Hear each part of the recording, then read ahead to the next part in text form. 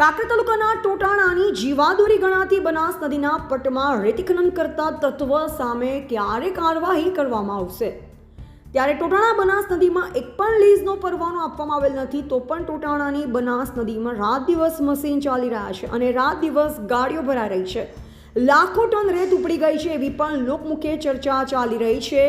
કોણ નંબર પણ જામપુરનો છે અને ખોદકામ ટોટાણાની બનાસ નદીમાં ખનન થઈ રહ્યું છે અને કોણ નંબર જામપુરનો છે તેવું જાણવા મળેલ છે.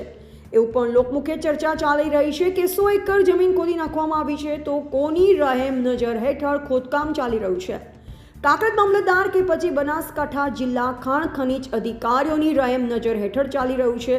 જો ના ચાલી રહ્યું હોત તો તપાસ કેમ કરવામાં આવી નથી? કાંકરેજ તાલુકાની ટોટાણા બનાસ નદીમાં પણ બૂમો પાડી રહી છે કે કોઈ તો અધિકારી મને બચાવો બચાવોની બૂમો પાડી રહી હતી.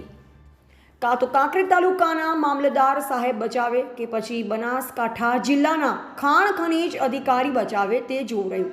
ટોટાણા બનાસ નદીમાં રાત દિવસ ડમ્પરો દ્વારા રેત ભરવામાં આવી રહી છે.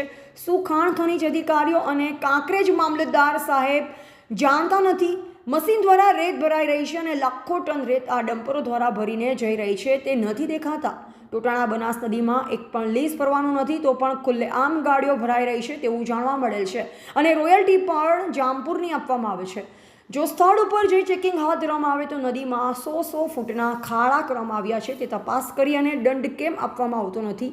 ઘણી વખત લેખિત રજૂઆત કરી હોવા છતાં પણ કાંકરેજ તાલુકાની જીવાદોરી સમાન ગણાતી બનાસ નદીના પટમાં રેતી ખનન કરતા અધિકૃત અને બિનઅધિકૃત લીઝ ધારકોની તપાસ ક્યારે કરવામાં આવશે? એવા જયંતિભાઈ ઠક્કર, સિહોરી, કાંકરેજ.